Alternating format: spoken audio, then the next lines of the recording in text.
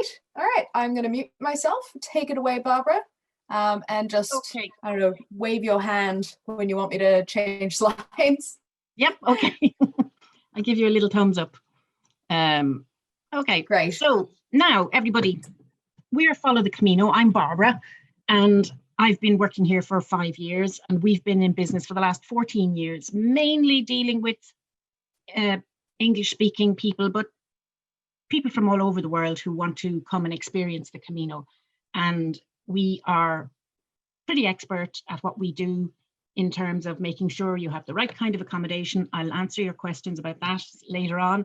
And making sure you get your luggage transferred from one place to the next safely so you can walk as unencumbered as possible. Where's my hand? There you go, Caitlin, little thumb. Change the file, change the little slide for me till I see where we are. So yeah, this particular chat, we wanted to chat to you about the Holy Year. And the Holy Year falls on the 25th, when the 25th of July happens to fall on a Sunday. So every 5 or 6, and sometimes even every 11 years, depending on the way the calendar works. So this coming year, 2021, will be a Holy Year. That is to say, it's the feast of the patron saint of Spain, Saint James the Apostle. He was, after the death of Christ, he went to northwestern Spain and spent a number of years preaching in the area of Galicia, and loved Spain, and made the very rather critical error of going home in, I think, around the year 40 or thereabouts AD, and was beheaded for his trouble. And his followers sent him back around by sea around to Santiago, or around to Galicia, I should say, and his sarcophagus was lost for many, many years and was found again by a young shepherd boy. And this is how the Camino started, I suppose. There was always a temple in Santiago, in that where the cathedral is, there has been very many different types of temples there, and there's evidence of that the cathedral was built over a preceding temple, but it became named after Saint James the Apostle. He had been sanctified by then, and then people started to walk to Santiago, and it's one of the most important pilgrimages in the world, probably second visited city next to Rome as far as pilgrimages are concerned. So it's pretty exciting for all of Spain, but in particular for the Camino, when the 25th of July happens to fall on a Sunday. So we're expecting that next year will be pretty busy, in particular given that people have had to cancel their plans or postpone their plans for this year. So we know that next year will be quite busy. So if you're hoping to book nice hotels and pleasant places along the way, do your best to get ahead of the posse so that we can give you the best possible experience that we can. So I'm not seeing any of the slides now, Caitlin, at all. So I've kind of lost my train of thought ever so slightly. Who have we got here? Is there anybody else chatting to me for the moment? Alexis, you're the last message I think that I got. Excellent, thank you, Caitlin. So the best route to choose really depends on what your requirements are. If you're the kind of person who is looking for a very sociable experience, I would say you probably should be considering the Camino Frances. It's going to be the busiest. It's no more authentic than any other route. It simply became the most popular by virtue of the fact that when people had to walk from their homes, you can imagine that the whole of Europe was like a funnel. People would walk down to the Pyrenees and cross at the western pass of the Pyrenees, which was deemed to be the safest, pass into Basque country and made their way across northern Spain. So if you can imagine that Europe was like a funnel, this was the reason that the Camino Frances became the most popular. It's not that it's any better than any other route. If you would like a quieter experience, a more meditative experience, you could consider doing the English way if you have only a week or so to spare, or you could consider doing maybe the last section of the Via de la Plata, which is little known and little walked, but is very beautiful as well. It works its way from Seville all the way up through the center of Spain. But the last section of it would be lovely if you wanted a really quiet and meditative experience. And if you want a little bit of both, you know, not too many people, just a nice number of people, always feeling that there are people ahead of you and people behind you, I would say the Camino Portuguese, either the coastal or the inland route, would work really well. If you have a lot of time, you could consider possibly walking the full distance of the Camino Portuguese from Lisbon, or indeed the full Camino Frances. Portuguese way takes about 4 weeks in total. Camino Frances a little bit over a month, and that's if you don't build in any rest days. If you want to build in rest days or stop here and there along the way, of course, we'll help you. We'll advise you on the best places to stop, depending again on what your particular interests are and what your aspirations are and what you're hoping to achieve. We'll chat to you individually when you come. We have a team of planners, so you'll be allocated to a planner. I may be one of them. I am one of them. I may be the person you're dealing with when you come to planning your Camino, but I'll find out a little bit about you, what your level of fitness is, what distances you feel comfortable walking, whether you might like to cycle a little bit and walk. All of these kind of combinations we can chat about. And you can go to the next slide, please, Caitlin.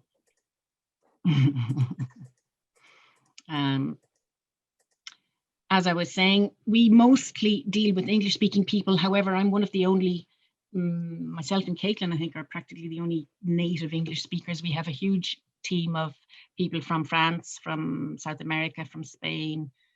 We have people on guides in Spain who work for us as well. So we're from all over the world. We're based in Dublin.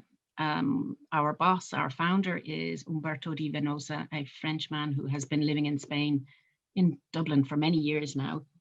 And it was he who went to the Camino and fell in love with it and decided that he would build experience that would make it easier for people to, well, we take the stress out of everything for you. So you don't have to worry about how you're going to find somewhere to stay. We'll do all of that for you.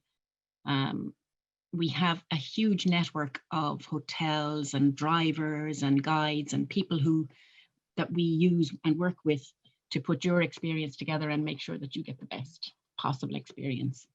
So you can go down another slide now, Caitlin. It'd be better if I actually had control of the slides. We should have done this differently, shouldn't we? So the way we choose your accommodation, we have our preferences. In large towns, we try to use a good 3-star hotel that is close to the center, close to where you want to be, to the things you want to see. In the smaller towns, we'll use a mixture of 2-star standard, 3-star, and we will oftentimes use places that have no star. And the reason for this might be that it could, for example, be an old, restored, historic building. It might not, for example, have a lift, and without a lift, it will never have a star. So it could be the best place to stay in town. It could have the best welcome, the most comfortable building, the best food. And if we choose a place and recommend a place to you, we would ask you to trust us, because we've done our best to find the very best available places, and we've built up a relationship with these places, so they trust us and we trust them, and they will give you a really good experience. We transfer your luggage, as you know, unless some of you want to carry your bag, in which case talk to us and we will adjust the cost so that it's not included. But I think it makes a very comfortable experience, especially if you're walking in warm weather. If you have a tiny little light backpack and you know your luggage is going to be waiting ahead of you. It's a funny thing, it's a tough thing to do, I think, at the beginning, to leave your bag when we're all completely brainwashed never to leave our luggage unattended, and every airport you go into, you're told not to leave your luggage unattended, and then we ask you, to leave your luggage unattended the first morning before you start walking. And it is a thing that people find a little bit difficult to do if they haven't done a walking holiday like this before. So you just leave your bag in reception at 8 o'clock in the morning, generally before you go into breakfast. If you like to have your breakfast around 8 o'clock and walk from about 9, you can start earlier, of course, if you like. That's entirely up to yourselves. But make sure that the luggage at least is available for the guys to collect it at 8 o'clock.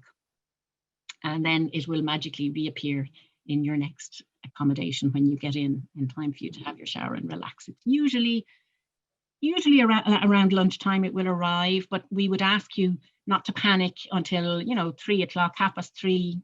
Give us a ring there then if you don't see it, and we'll call the driver and just figure out where he is and let you know exactly when you'll see your luggage. But it's rare that happens. The guys usually are well organized and have everybody's luggage delivered by around lunchtime, 2 o'clock maybe. So Caitlin, you can go on, do the next slide. Your holiday pack, of course, we will be sending you as well. This is just a little parcel with the things you might need, such as your pilgrim passport and your little emblem of the Camino, your little scallop shell. Now, the history of the Camino. That's St. James the Great. He was apparently just a very tall man, which is why he was St. James the Great. And I've told you this already, he was executed, I thought, somewhere around the year 40. I see it was 44. So he's buried in what we now call Santiago, which is just the Spanish for St. James. And the Camino started really in the 9th century, and it started to build up and become very, very busy through the Middle Ages. And in fact, we haven't yet seen quite the numbers that were arriving into Santiago in the 12th and 13th centuries. It became incredibly busy. So we certainly didn't this year, but even last year, there were about, I think, 400 and odd thousand people that arrived into Santiago from one route or another. So it's growing. It's a beloved route, even though I would say the 20th century, it was difficult for the Camino to survive through the 20th century between world wars and civil wars, and even Franco's presence in Spain. And it was really only in the late 1970s that people started to get back to the Camino and rediscover it. So it's been building again since about 1976, 77, and coming into its own again. So coronavirus won't kill the Camino. It will survive. It'll be back next year. So you can keep going for me, Caitlin.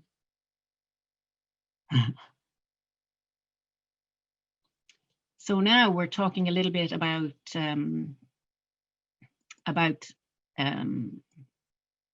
the history of and why it became a holy pilgrimage.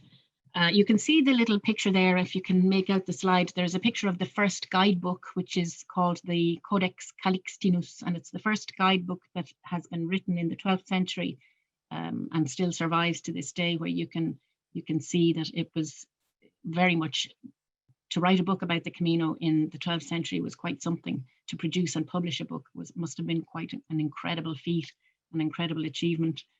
So, and I see now I exaggerated, it was just under 348,000 in 2019 that would have arrived. And we know that because these are the number of people that would have arrived into the Pilgrim office to earn their Pilgrim passport. So this is how we have these statistics. The Pilgrim passport release these to us regularly. So you can keep going now, please. And these are the things that are the emblems of the Camino that you'll see people walking with walking poles, or sometimes the older traditional sticks, but many people will use walking poles. If you are, like myself, of a certain vintage and you know that you're having problems with your knees or your back or your hips, using walking poles can make a terrific difference. It really takes a lot of the weight and pressure off your knees in particular. And if you haven't used walking poles before, it's a really good idea to get used to using them and have someone show you how to use them correctly. You don't use them like ski sticks, use them as if they were limbs. So you're walking, you know, right pole forward, left foot forward, and getting into a nice kind of a rhythm. Most of the telescopic ones, if you're buying telescopic poles, the guys in the shop will show you how to lengthen them slightly when you're going downhill, and have them at, you know, kind of elbow height when you're walking normally if you're walking on the level, but it's a good idea to make them slightly longer when you're walking downhill. I've never actually seen anybody using a gourd on the Camino. Most people use water bottles nowadays. There are fountains along the way. There are some people who will always use bottled water and buy their bottled water. I can tell you that I've used the fountains. They're perfectly safe. They're constantly being in use. So it's like anything. If you see, when you come across a fountain, if you see that the ground around it is wet, you know people are regularly using it and filling their bottles. So you don't have to carry a huge amount of water. Just a bottle that can regularly be topped up at fountains along the way. We will be giving you walking notes so that you will have a very good idea in the morning. You can look at the little map and the walking notes that we've given you, and you'll be able to make a rough plan of where you might stop for lunch and how many times you'll be able to get water at different fountains. The scallop shell is an interesting one because scallops grow very much in that northwestern part off the coast, obviously, of that northwestern part of Spain. And in the Middle Ages, when people would go to Santiago, they would go out to the coast and collect some scallop shells and bring them home. And to prove, I suppose, that they had gone that far, and they had gone as far as northwestern, the coast of northwestern Spain. And if you're somebody who has traveled extensively in Europe, you might find in churches all over Europe, all over France, everywhere, you'll see scallop shells inexplicably on, you know, emblems of scallop shells in the walls and in the carvings. And it's because of Santiago, it's because of the Camino that people have traveled and come back and offered up their scallop shells, or offered up the idea of a scallop shell and their prayers, and they have been retained in the churches all over Europe. It became a little bit of a scam then in the Middle Ages. There were people selling scallop shells along the way, and fellows would go home who hadn't walked the full way. And this is how the Pilgrim Office started, and the cathedral wanted to be able to give people an actual certificate and proof. So rather than going home with your scallop shell, you can now go home with your pilgrim certificate. But that was why the certificate system was started, to give people much better evidence that they had walked and had arrived into Santiago. So you can keep going now, please, Caitlin. Now, I hope you can see this very clearly. There are many, many routes. Every road leads to Rome and every road leads to Santiago. But the routes that have been waymarked and are easy to follow are 9 in number. So you can see the main route coming down through France and down to the Pyrenees, where it's called Le Puy route, and it merges with the Camino Frances, which is called the Camino Frances because it starts on the French side of the Pyrenees. But you're only in France for, I would think, about 2 hours. But you'll pass the border is just a sign on the mountainside as you're crossing over the Pyrenees. I did this route about Easter 3.5 years ago with my son, and it was absolutely wonderful, extraordinary. He couldn't believe it. So I think this is, you can see now that Europe is like a funnel, and that all of the pilgrims would have come down across the Pyrenees and worked their way across. So this is the Camino Frances, the yellow route that crosses the north of Spain. The coastal route, the blue route, it's actually more coastal than this map suggests, because it goes obviously through from San Sebastian over to Bilbao, over to Santander, and over almost as far as Oviedo. It leaves the coast at Oviedo. And from Oviedo to Santiago, it becomes known as the Camino Primitivo, or the original way. And it again would be quieter, absolutely beautiful, probably the most beautiful route, but very, very, very, very quiet.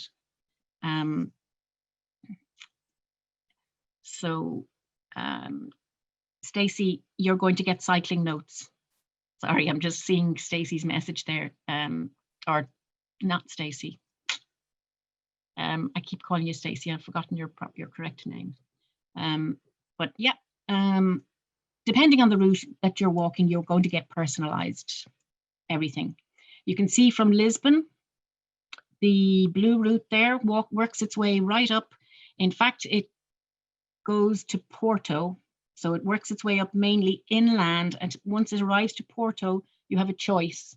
From Porto onwards, you can either walk inland up through Tui and up to Santiago, or you can stick to the coast and go up the coast towards Vigo. And from Vigo, you work your way in along the estuary and up to Santiago. The vast majority of people will walk the Camino Frances or part of it, simply because it became the better known. But it's not, as I said, it's no more authentic. So you can walk any route you like. All of the routes will finish in Santiago, apart from the Finisterre way, or the Fisterra, as they say in Galicia, is the only route that walks away from Santiago out towards what the Romans called Land's End, Finisterre. So they had no idea what lay across the Atlantic. They would have been surprised. So, yep, the least walk, I would say, is probably the Via de la Plata from Seville right up through Cáceres and Salamanca. It's a punishing walk. It goes right up through the Great Plain in the center of Spain, and it is a tough one. It's apparently wonderful. I haven't done it. It's apparently absolutely glorious for cyclists. Wonderful, wonderfully well-made roads and very quiet. So if you're a keen cyclist and you have quite a bit of time to spare, it might be something to consider. So you can keep going. Now, feast day of St. James next year on the 25th of July on a Sunday. It doesn't happen every year, obviously, that the 25th of July happens to fall on a Sunday. So it's 6, 5, 6, and every 11 years then. The thing that really marks the feast day is the whole, I suppose, performance of the opening of the Holy Door. And once the Holy Door is opened, pilgrims can go through that Holy Door into the cathedral for Mass and confession.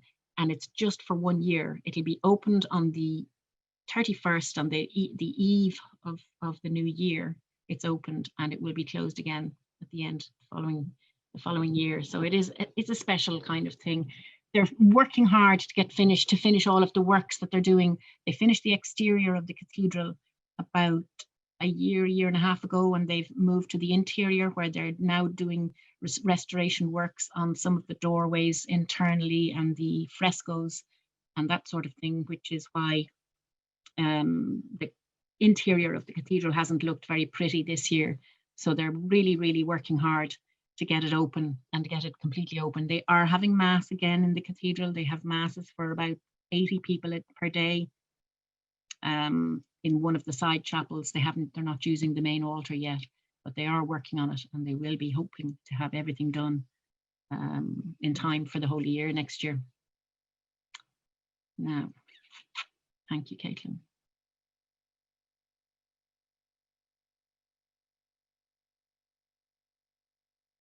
Yep, it'll be open for the full year. For the full year, 31st, from the New Year's Eve on the 31st of December, right through the year.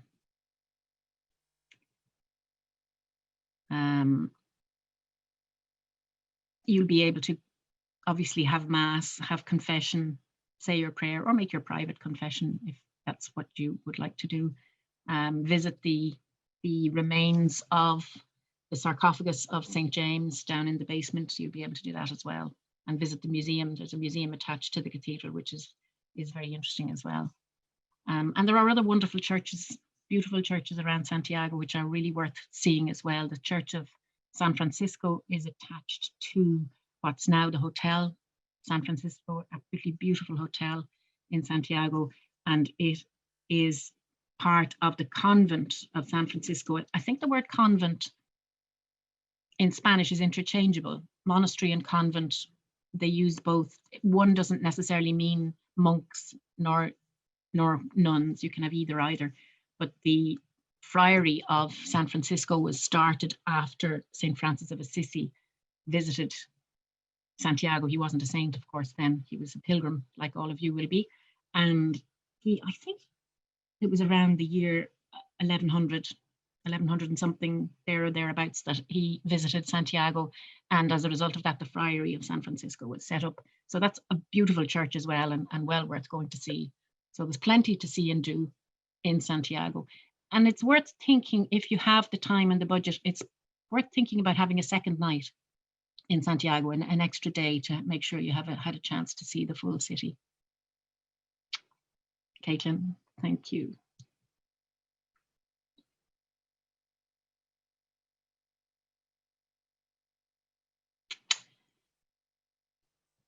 This is what happens to me when I start talking off the top of my head and I go ahead of all of the slides and say things that I've already said. So you can see from this photograph, this is, I think, taken on the French way, crossing across the Meseta. Between Burgos and Leon, you're crossing the top section of the Great Plain of Spain, and it is fairly flat and there's very little in the way of trees. It would be the breadbasket of Spain, lots of wheat and barley and different crops being grown. So if you're walking in warm weather, be prepared for the possibility that you might want to set off earlier in the day to get, avoid the heat of the day, or indeed cycle across the Meseta. Can be a really good idea. If you wanted us to organize bikes from Burgos to Leon, you could avoid, or for more time. Guided tours. The vast majority of people walk on a self-guided basis, and we supply books and walking notes, guidebooks, maps, walking notes. Some people will be a little bit uneasy about setting off, particularly if you're heading off alone, and you might like the backup and the support of a guide and a ready-made group of friends. So I would say maybe 5% or so of people will do that. And I would say the vast majority of people who do a guided tour will enjoy it for the first year that they go, and then will gain the courage to go back and do another section or a different route without having the backup of a guide. But it's a really, really nice way if you're a little bit uneasy and a little bit worried about traveling on your own and setting off on your own. Having a guided tour and having maybe 6 or 8 friends around you, new friends, it can be a really nice way to do the Camino. And in fact, we have lots of people who have met, strangers who have met on guided tours, who come back every year and have stayed in contact with each other and come back and do another Camino together. So I have a lot of people who've made friends and stayed in contact with each other, and it's lovely to see them coming back and doing another trip together as a group. And they all stay in contact with WhatsApp contact. So it's a lovely thing to do if you're a little bit worried and you really would like the backup of a guided tour. I was talking to one of the ladies here just before we started and saying that my first Camino, I did the Camino Portuguese about 6 years ago before I came to this company. And I did it with, there were 13 of us all who had been in university together a long time ago, including my own brother. And we set off. And after about 2 days, I said to them, we're having the same conversations every day that we have at home. We're talking about our jobs, our children, our houses, our mortgages, and we're not speaking to any new people. So I'm going to walk along on my own. So I started off on my own every day after that. And sometimes I'd bump into them and have coffee or have a chat, but we started walking on our own and separating out so that we would start meeting new people. And then we ate together every evening and obviously stayed in the same hotels every evening.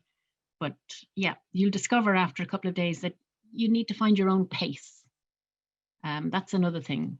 I have a bad habit of walking too fast on day one, as if I'm going to get a medal for getting to the first hotel earlier than anybody else. And you need to find your own pace and relax and forget about the Camino being about getting to Santiago. It's not. It's about enjoying each day's walk for itself, and the views, the scenery, the solitude, the company, everything about every day is what it means to be on the pilgrimage. It's about the journey, not the destination. Somebody else famous said that long before me. I have no idea who. So, okay.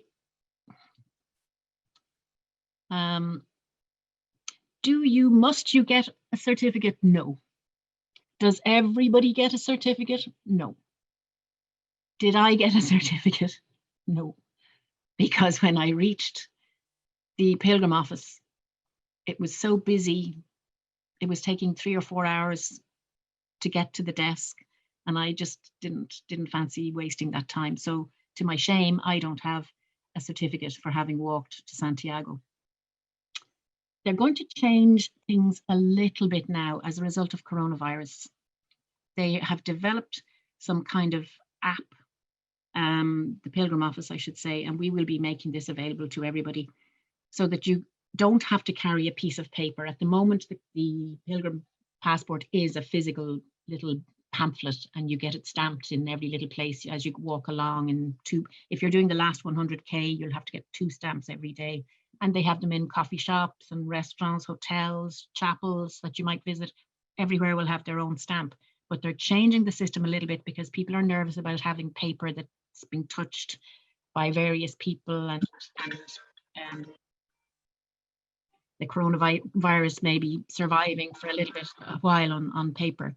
So they are developing a system so that you won't necessarily have to go into the Pilgrim Office. You'll be able to prove your journey and have them post the certificate to you afterwards. But that's something that's really kind of being perfected at the moment. But they will have a system in place for people who do not want to have a paper Pilgrim passport.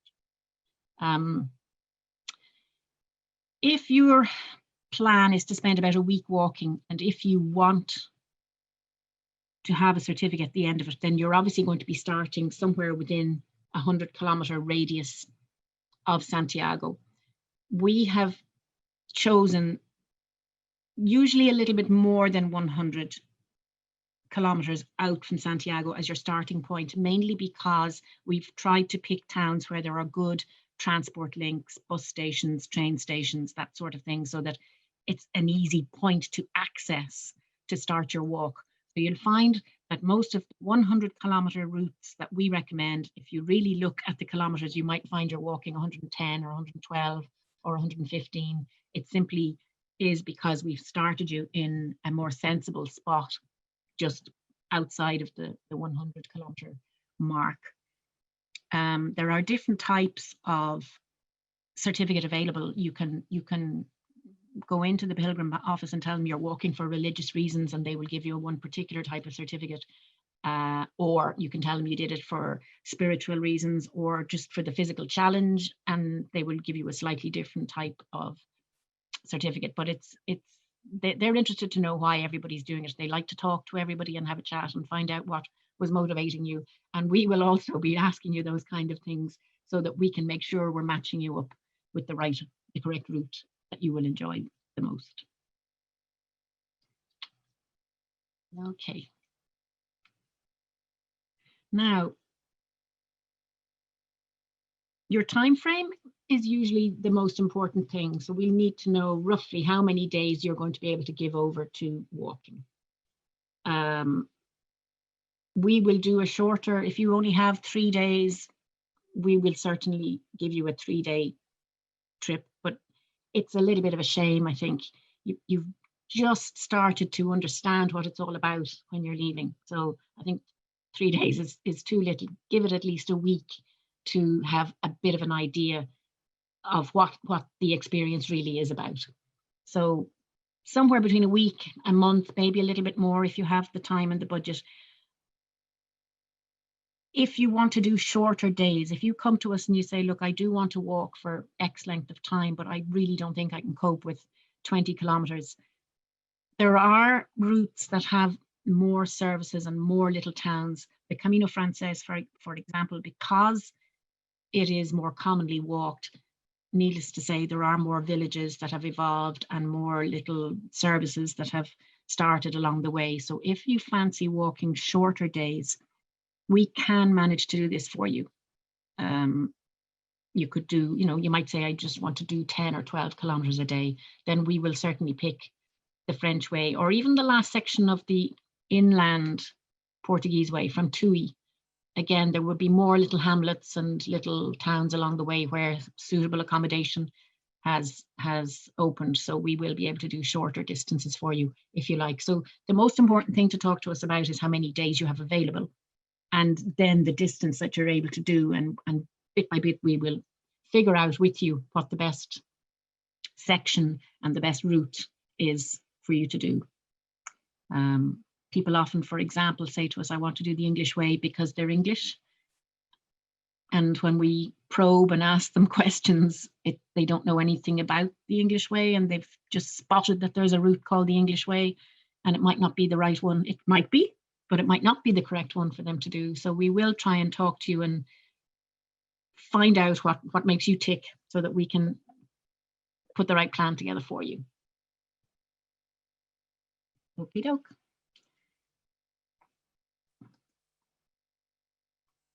Oh, Alexis, sorry, that's okay.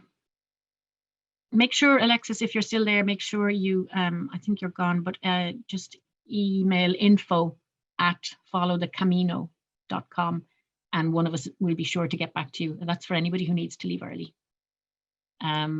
So I've just about covered that, I think, already.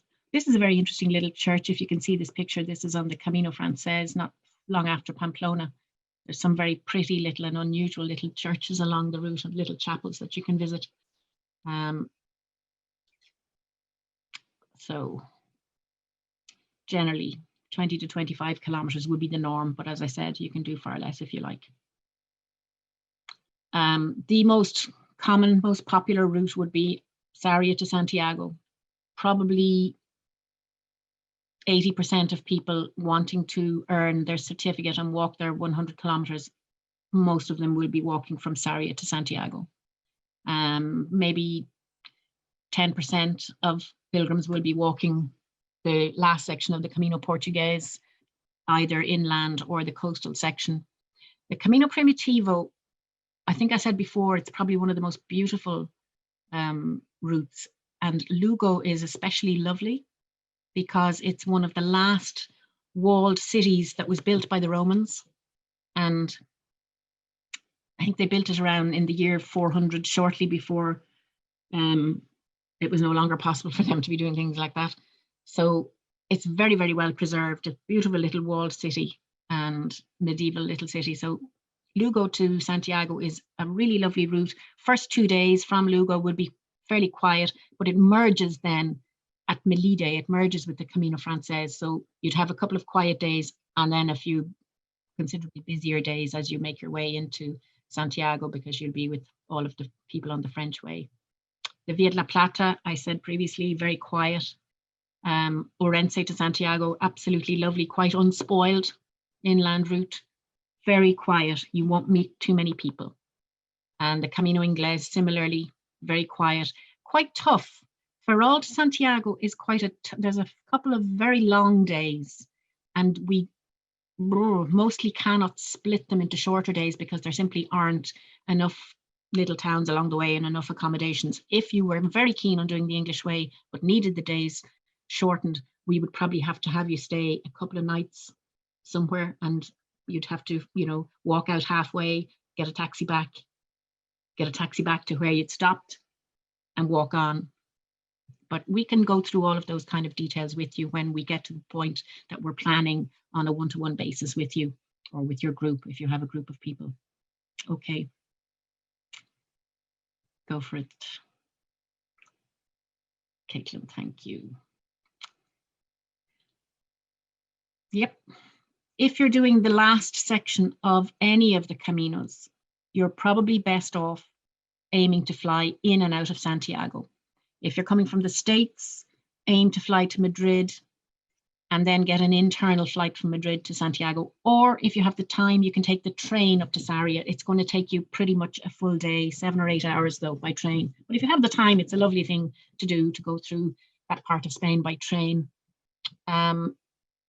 If you're doing the last section of the Portuguese way, it's well worth your while looking at flying into Porto. or Lisbon, but in particular Porto, because your starting point, your 100-kilometer mark, is going to be roughly halfway between Porto and Santiago. So it can be really nice to go to Porto for a few days, take the train, or we can organize a lift for you to get up to your start point, and then walk up to Santiago and fly home from Santiago. So you generally should fly in and out of Santiago, but there are other options, and we can talk to you about that. Some of you might be able to get an internal flight to Vigo. Vigo is very close to the start point for the last 100K of the Portuguese way. So if you can get a flight to Vigo, you're very, very quick. It's a very little transfer time, 20 minutes maybe to your start point. So that works really well.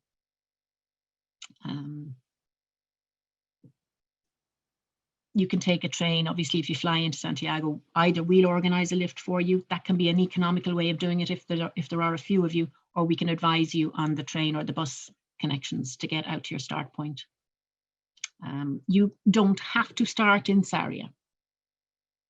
Just because it's the last 100K, if you say I have an extra few days and you want to cover 20 to 25 kilometers, then we'll just say start a little bit further east. There's no rule about having to start in Santiago, other than that it's where you will start if you're going to do the last 100K. Okay, Caitlin.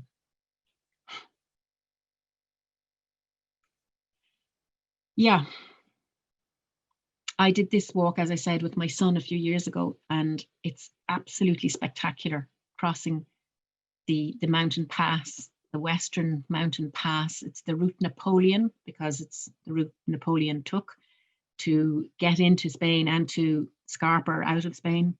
There is another way of getting to your first stopping point in Spain, in Roncesvalles. There is another route called the Val Carlos route. It was the route Charlemagne used because it is more accessible and it's easier to use. It now has become the main road from Saint-Jean to Roncesvalles. So for the first half, you would be walking along the road, and the last part, you leave the road and go up through forests and go up quite high as well. People don't like to do it because they love to cross the mountains through the Napoleon Pass. If the weather is bad, you need to take advice when you're there on the ground, if it's misty. Now, it happened to me that it was very, very misty the first morning, and it was Easter Saturday, and it was mid-April that year. So should have been fine to cross, but when we got up that morning, you couldn't see the mountains.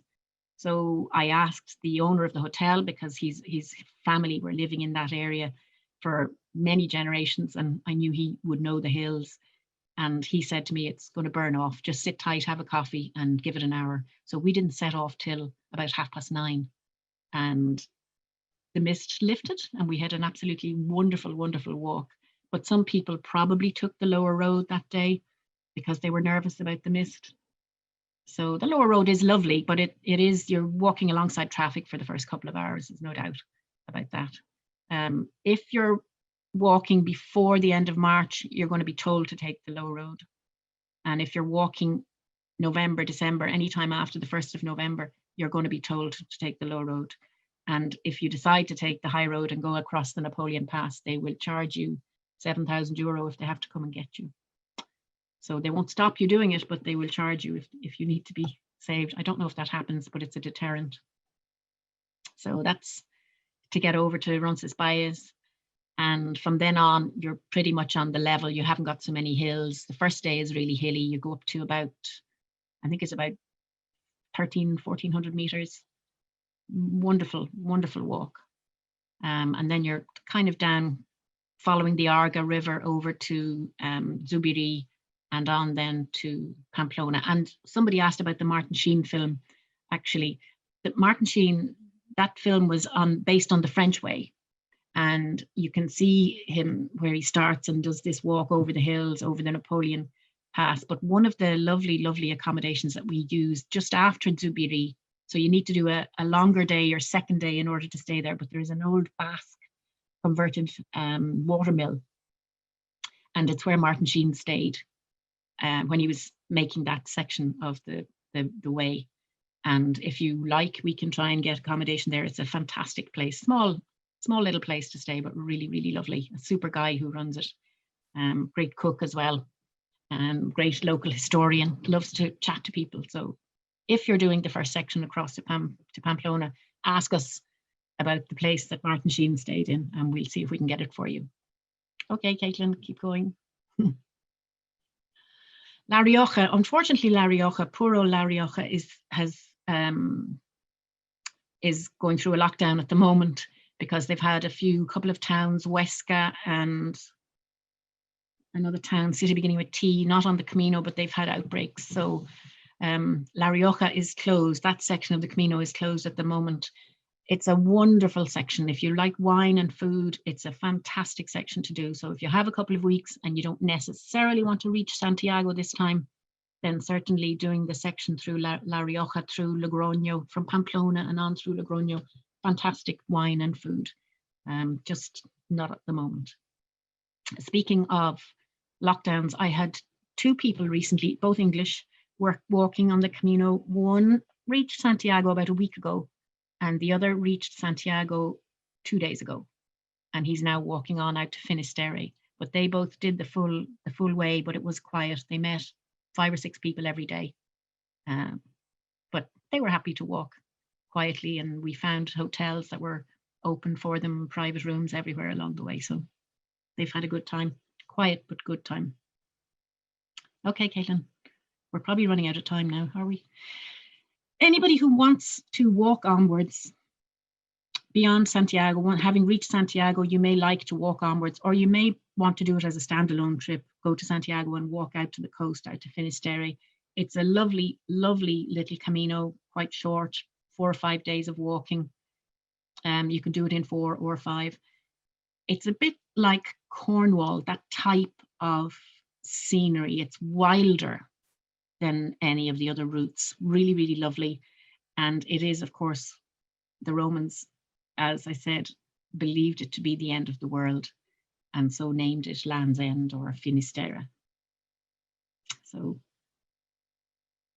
that's as much as I can tell. It's quieter, you know, it's a pretty quiet route, but really lovely. It's getting back then to Santiago. To take the bus back takes about 3 hours, or again, we can organize a lift for you if you wanted to go back. And you might, depending on your flight, you might want to take another night in Santiago when you get back from Finisterre. Depends on your timing and your flights and everything else. We can advise you on all of that. Okay.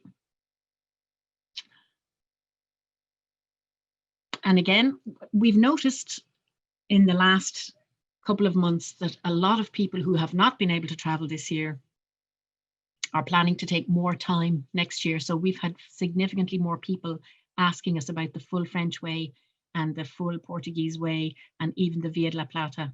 So it's interesting how this year is affecting the way people are planning their Camino for next year.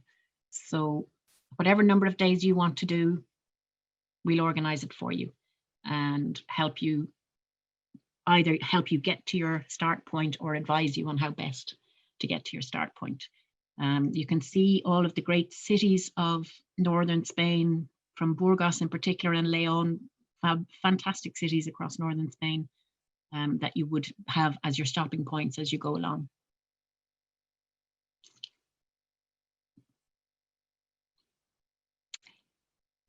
The Northern Way, as it's called, along the coast, again, not so commonly walked as the Camino Frances, but very, very beautiful, quite hilly. It's not at all like the Portuguese coastal route, which hugs the coast but is quite flat and not so physically challenging. Northern Way is tough enough. There's lots of kind of cliff top walking, and then you're going down to what would have been little fishing villages that are absolutely beautiful, beautiful little towns. It's very, very pretty. It's a tough enough walk, and it's not so commonly walked. I think you'll find a lot of Spanish people in particular will go to Bilbao and San Sebastian and Santander and maybe just walk for a few days. If you were planning to do the whole of the Northern Way, you might not meet so many people, bump into people that you've seen a few days previously. You know, you might not make friends, let's say, in the same way that you will if you're on the Camino Frances. Very, very pretty though, really lovely. Again, as I was saying, if you do the Northern Way, once you reach Oviedo, you're onto the Primitivo, and between Oviedo and Lugo is not so much walked, spectacularly beautiful and unspoiled. Really, really lovely. Tough, mountainous, but really, really lovely. And then from Lugo on, as I said, you're going to merge a couple of days after Lugo, you'll merge with the Camino Frances, so it'll be busy then.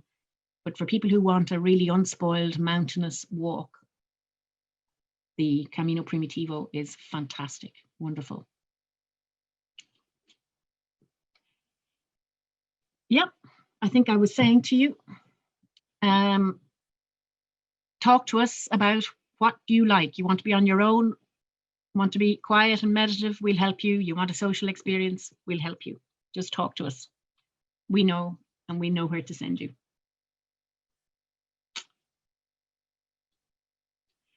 I didn't really cover anything about cycling. Most people will cycle the Portuguese way. You can see even from this photograph, there's a lot of boardwalk and there's very quiet little roads. Hi, Jennifer. Bye. Bye, Jennifer. Thank you so much. Take care. A lot of people who like to cycle will cycle, or who mightn't even be very experienced, will love to cycle the Portuguese way. We, on our website, you'll see that we have cycling tours across the French Camino Frances and along the Camino Portuguese. The reality is you can cycle wherever you like. Our suppliers will bring the bike to wherever you want to be. I've had people cycle the Northern Way. I've had a guy cycle the Primitivo up and down hills. He was a really good cyclist, though, very experienced. So you can look at our Follow the Camino website and look at our cycling trips, but bear in mind that we can customize that. If you look at the distances and they're scary, we can do shorter distances. If you're very, very experienced and you think, look, I want to do 70 or 80 kilometers every day, just talk to us and we'll organize whatever you need us to do. We'll customize it for you.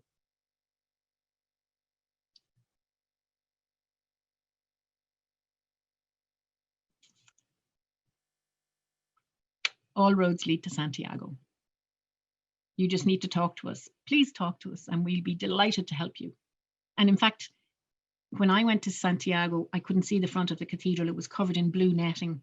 So earlier this year, this was really the first time that people have seen the Camino. So you're in for a treat next year, because you'll be amongst the very, very few people who'll have been able to see both the external and the internal parts completely not being worked on, you know, no cladding or anything else hiding any of it. So next year will be pretty special, I think. Not just a holy year, but the cathedral will be in all its glory. Perfect. It's just waiting for you. Wonderful building. And of course, if you look at our website or talk to us, we'll send you our training plan. We'll help you with packing. Less is more, like any holiday. You'll find that anything you forget or lose, if you leave something behind, any of the reasonable sized towns on the Camino will have shops where you can pick up, you know, a t-shirt. You know, don't bring too much stuff. You can find stuff along the way. If you happen to lose something, you'll find places where you can buy walking poles and t-shirts and whatever. And, you know, bring your comfortable walking shoes. You don't need mountain, you know, you don't need mountainy boots. You can, if you like your particular pair of walking shoes or you want to walk in runners, most routes are suitable. Again, talk to us. Talk to us about the time of year you want to go and the route you'd like to do, and we'll talk to you about the kind of gear to bring. Okay, Caitlin, I think we should be nearly there, are we? And all of you for being so good to give us your time and for being so patient. You're going to get a voucher. So you just have to contact us to redeem the voucher. And thank you so much for giving us, for being so patient while I rambled on, and for listening to me. And hopefully I've given you some food for thought, and hopefully we will talk again shortly. And thank you so much for your time.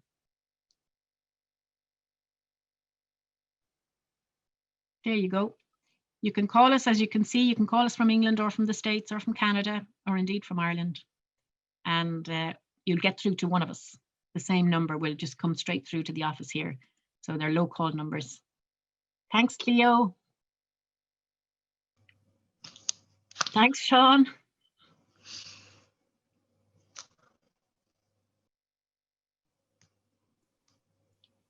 Thank you, everybody.